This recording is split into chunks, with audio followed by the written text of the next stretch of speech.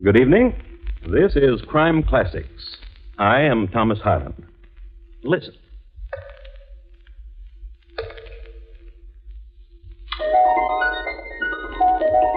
The man in nondescript uniform dropping stones into that well is a mercenary soldier, more recently a deserter. He's testing the depth of the well, the only way he knows, since a length of rope is not immediately available, and more complicated machines are as yet undiscovered.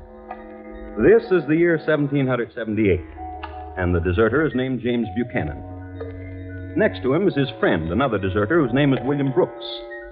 These men are in the employ of Mrs. Bathsheba Spooner of Brookfield, Massachusetts, whose well it is. Mrs. Spooner will pay these men immediately they deposit the body of her murdered husband, right down there. And tonight, my report to you on the crime of Bathsheba Spooner, the first woman to be tried for murder in the United States. Crime Classics, a new series of true crime stories taken from the records and newspapers of every land, from every time. Your host each week, Mr. Thomas Hyland, connoisseur of crime, student of violence, and teller of murders. Now, once again, Thomas Hyland.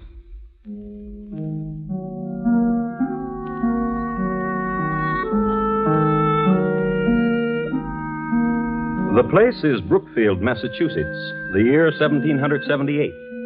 Scene, the home of Joshua and Bathsheba Spooner, a large and respectable dwelling, 2 stories in height, situated on the north side of the road from Brookfield to Worcester. In the front of it, and nearly opposite on the south side of the road, are stately elms and a well. And in the living room, there's this. What manner of woman are you, Bathsheba? There's no content in you and no happiness. And what happiness have you given me? A life that dies quickly, cooking and sewing, and from you, drunken sleep. And you've not answered me. You would like to see me dead, would you not? Listen to me, Joshua. When you returned this morning from Worcester, my heart sank in me. I'd hoped you wouldn't come back. That I would have an accident. That in some way I would be killed. Yes. That you would be free then. Yes. To walk the town, newly widowed with a wandering eye. Yes. And you listen, shrew. I am your husband, and I'm your lover, and that's the way things are. Old man! Old man!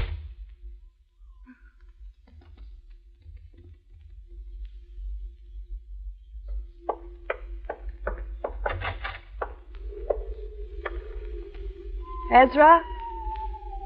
Ezra? I've been waiting. Bathsheba. Wait. No more waiting, Bathsheba. The time I was away from you with your husband in Worcester. The thinking about you. And there'll be more waiting. Until it's done. Until you kill him. I tried, but I could not. He asked me a question, my husband did. What manner of woman are you, he asked. Now I wonder. What manner of woman am I to love such as you, a youth? A boy who pretends to manhood. You without the courage to... The poison you gave me, there was no opportunity, Bathsheba. And a boy who lies. Opportunity. When it becomes nighttime, my husband becomes a drunkard. You know that. To empty the poison in the cup when you were with him, a simple thing like that you couldn't do. I swear it to you, Bathsheba. He'll die. When? Go to him now. To the tavern where he is. Empty the poison.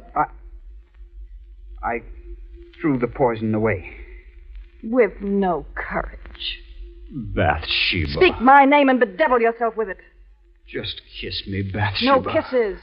No secret whisperings. None of that. No more. Until my husband is dead.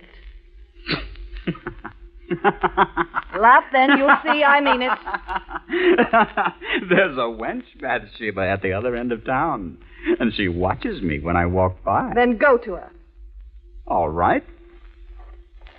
Wait. Don't leave me. You almost let me go. Boy, you... Bathsheba.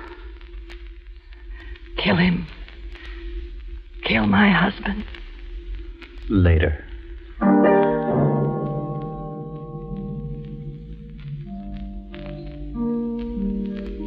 And that was Bathsheba Spooner.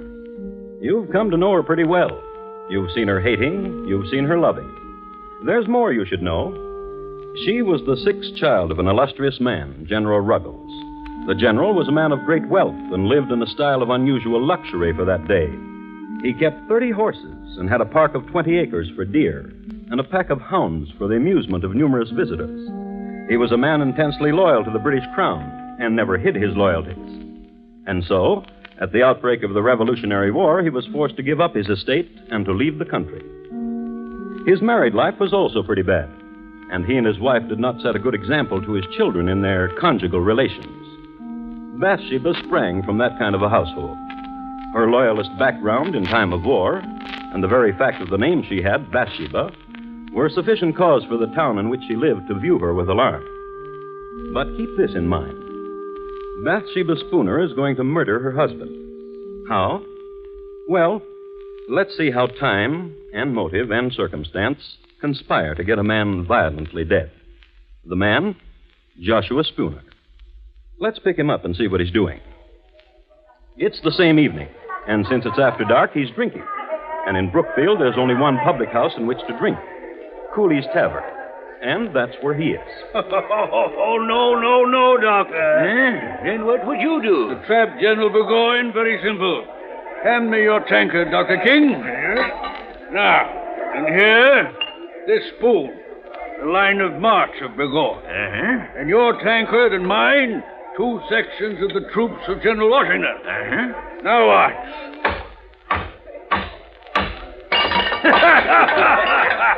And that's how we take care of General Burgoyne. Yeah. Barkeep, more ale.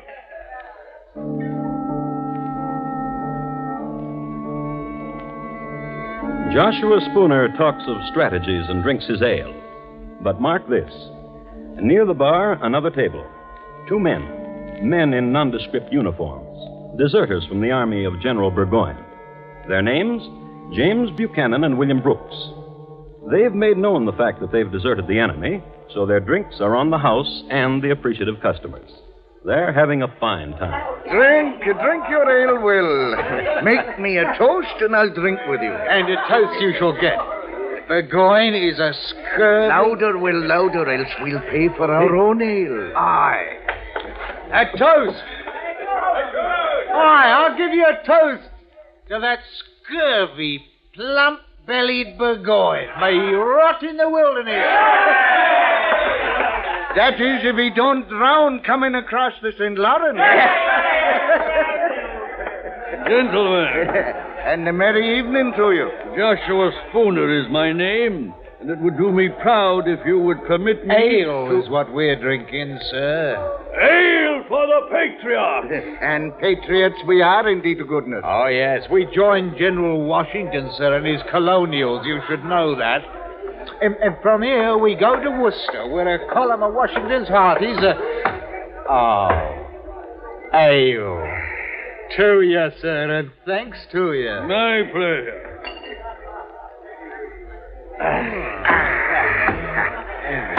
Willie Bach, your tankard is dry, and so is mine. If you will permit me, gentlemen, it would be my pleasure. My pleasure indeed.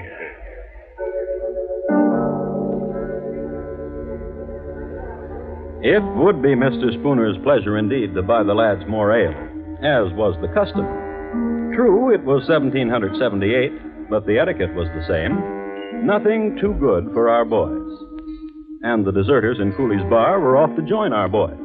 As a matter of fact, it was Mr. Spooner's pleasure to direct James Buchanan and William Brooks to Worcester to become soldiers in Washington's army. It just happened that one of the landmarks that Mr. Spooner gave the lads went something like this. Now, mark you. A pile of elms and a well. And across the road from it, my house. When you pass there, you will be leaving Brookfield, and you will know you're on your way. We'll have another ale before you leave. You're a gentleman if I ever met one. Oh, a true one, James, my lad. A real gent.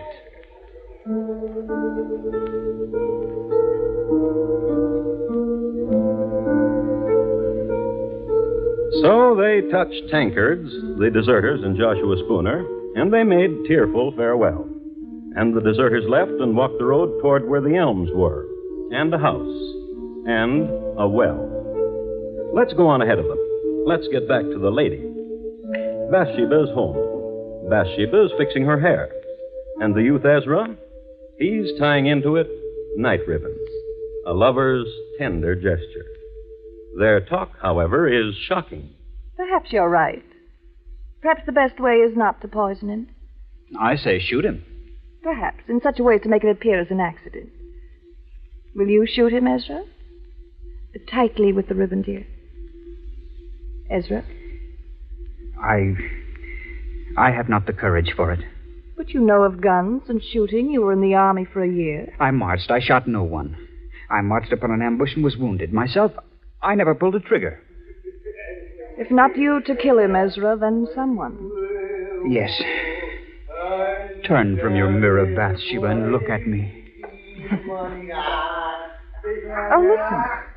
Do you hear? Yes. Drunkard. Someone. Go to the window. Drunkards. 2 of them by the moon.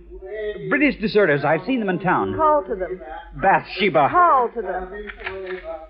Hello! You there! What do you want? I'll talk to them. A lady wants to talk to you. A lady?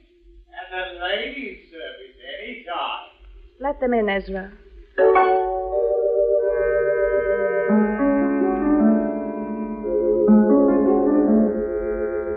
The Bathsheba Spooner who greeted the deserters must have been quite a sight. Tall, long hair, and blue ribbons. There must have been a fire in the fireplace, and in all probability she was standing in front of it. Her manner was gracious, and she was smiling. Ezra served the liquor. All in all, it was the nicest thing that could possibly have happened to 2 fellows who had deserted General Burgoyne. And now, gentlemen, a question. We bow. Bow, James, my lad. Say on, my lady. How would you gentlemen like 500 pounds to see you on your long journey? Merchano, 'twould warm the cockles, wouldn't it, Will? 'Twould. Does that answer you, my lady? And what would you do for it? There is nothing that Will and I have not done, and for less handsome payment from less handsome women. Far less. Kill my husband. This lad, the one you call Ezra. Come here, lad. The next skinny ones don't take long for twisting. Not him. Not Ezra. Not him, Jack. Then who? My husband will return from his drinking. Will you wait for him? Kill him? When he returns, meet him outside at the door and greet him. Will you? Not only for the money, dear lady, but for the pleasure of your presence to 2 tired soldiers. Right, James? It's the truth.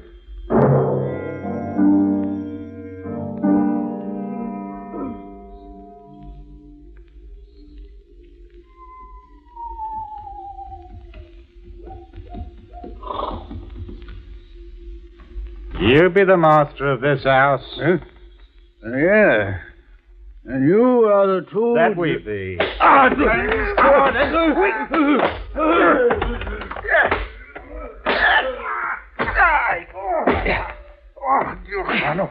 This one was a struggler, eh, Will? Get the woman.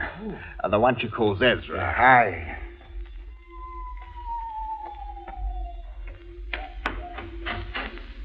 Mrs. Spooner, come see, it is done. And a tidy job, if I say so myself, Mrs. Spooner. And now he's dead. What will you do with him? There's a well across the road. Aye. Give us a hand, James. And you, Ezra.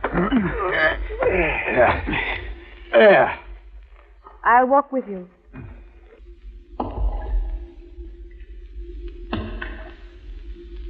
Ah. It's a deep well. Poor little man.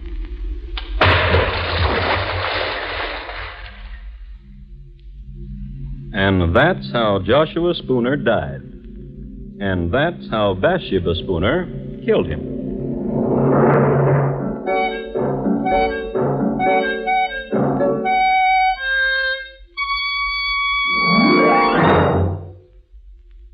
are listening to Crime Classics and your host, Thomas Hyland. And now, once again, Thomas Hyland and the second act of Crime Classics and his report to you on the crime of Bathsheba Spooner.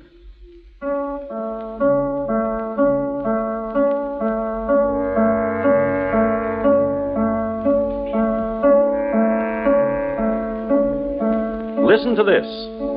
It's awful and dread, this tale that I tell. Joshua Spooner lies dead in a well in Brookfield town in 78 from 6 stout whacks across the pate. Small poem by an anonymous contributor to the Worcester Spy, the local newspaper of the day. A change of scene now. Across the road from a cold well into a warm living room. Tableau, 4 people. Mr. Spooner was such an elegant man. What will become of his clothes in his closet and his horse? You may have them. Come away from the window, Bathsheba. Here, to me, close. The stars are dancing. You're shivering. Are you cold? No. Will is very weary, Widow Spooner. We'll not go on to Worcester tonight. Then wait till morning. You can make a place for yourselves in the barn. But the money we'll have now, and the clothes and the horse. Yes, all of it. Ezra, Yes. in the morning you will go to Cooley's Tavern. Inquire of Joshua. Tell them he's not been home. Tell them I'm frantic for his welfare. Yes. Good night, gentlemen. A very good night.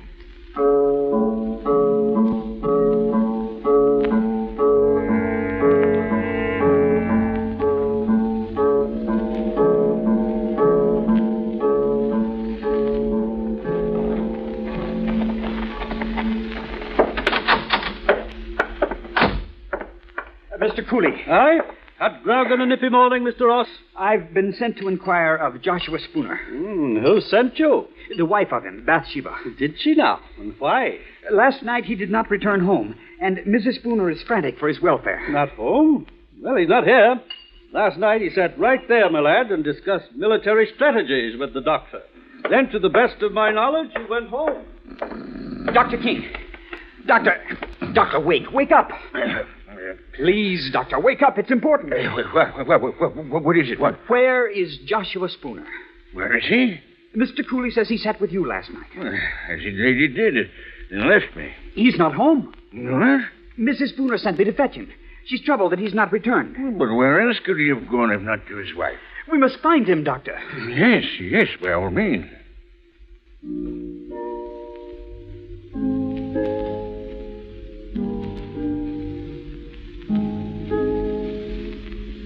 Ezra did that very well, with the precise shading of alarm in his voice, the concern. A man on an errand for a troubled lady. Everybody was impressed. Mr. Cooley closed his bar. Dr. King appealed to the neighborliness of the other customers, and everybody went looking for Joshua Spooner. Immediately, they called on Mrs. Spooner, whom they found in the greatest apparent distress.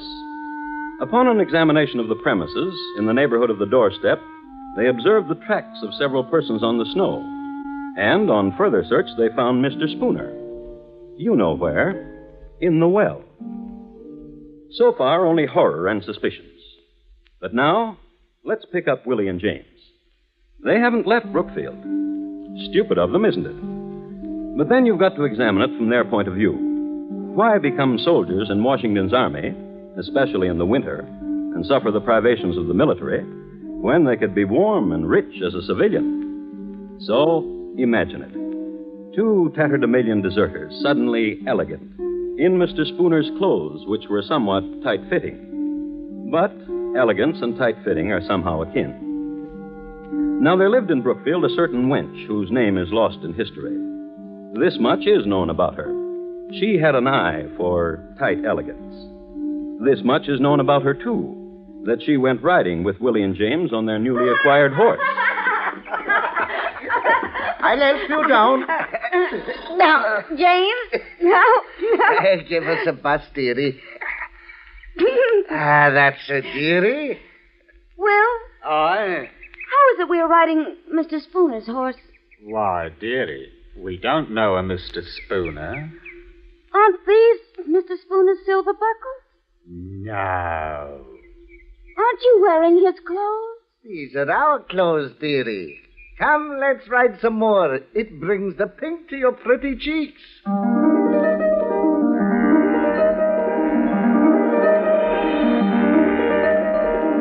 But the cat was out of the bag. The girl told her mother, and her mother her father. And it so happened that her father was at that moment on his way to look for the murderers of Joshua Spooner. So the father told some neighbors, and they located James and Willie, brought them all together. The two deserters, Ezra and Bathsheba. And this is what happened.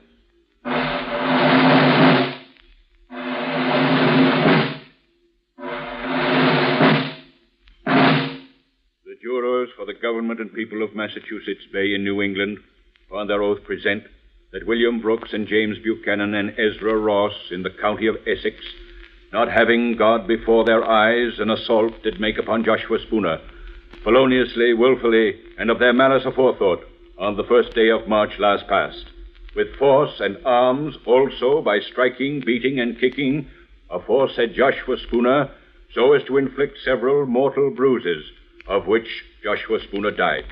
And that Bathsheba Spooner, widow and late wife of Joshua Spooner, being seduced by the instigation of the devil, did incite, move, abet, counsel, and procure the murder of aforesaid Joshua Spooner.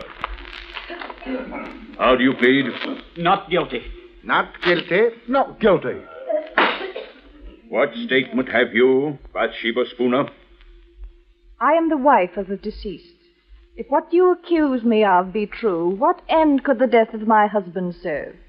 Were there any reasons persuading, hopes inviting, or advantages arising from the death of my husband? By depriving myself of husband, I would subject myself to the burdens of a widow. If I hated my husband, as such has been said, could I not have separated from him, gone to my father or to my brothers? What foolishness is this to say I've loved Ezra Ross, when one of my station might have any gallant I please? Gentlemen, if I be guilty, I was not of sound mind.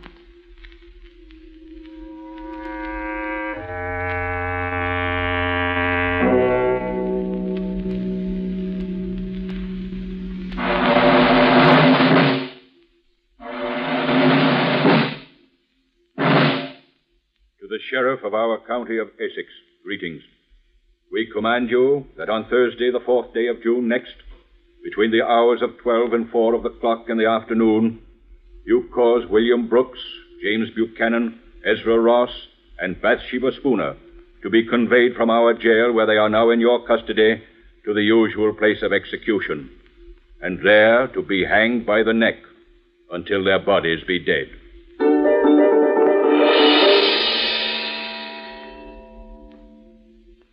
The motive, the crime, and the sentence. Justice was simple. And quickly, too quickly for the four prisoners, the 4th day of June. This is a copy of the Worcester Spy dated that day that I have here. I'd like to read from it. It was about 2:30 of the clock in the afternoon when the four criminals were brought out of prison and conducted to the place of execution under a guard of 100 men. The three men went on foot. Mrs. Spooner was carried in a chaise, being then, as she had been for several days, exceedingly feeble. The procession was regular and solemn. Just before they reached the place of execution, one of the most terrific thunderstorms that had occurred within the memory of the oldest inhabitant darkened the heavens. There followed an awful time. The loud shouts of the officers amidst the crowd of 5,000 people, the horses pressing upon those in front, the shrieks of the women in the tumult and confusion, the malefactors slowly advancing to the fatal tree, preceded by the dismal coffins, the fierce coruscations of the lightning athwart the darkened horizon, quickly followed by loud peals of thunder, conspired together and produced a dreadful scene of horror. It seemed as if the author of nature had added such terrors to the punishment of the criminals as might soften the stoutest heart of the most obdurate and abandoned. At length, the place of execution having been reached, Ross, Buchanan, and Brooks ascended the ladder to the stage. Our Father, which art in heaven, hallowed be thy name. Ross made an audible prayer. The other two were engaged in silent devotions until they faced the noose. Mrs. Spooner, as she approached the tree, was seen to bow gracefully to many of the spectators with whom she had been acquainted. Then she crept up the ladder on her hands and knees. When the eyes of the malefactors were covered and all was ready, Mrs. Spooner took the sheriff by the hand. And for the first time, Bathsheba Spooner accepted the verdict of justice. My dear sir, I am ready. In a little time, I expect to be in bliss. And but a few years must elapse when I hope I shall see you and my other friends again.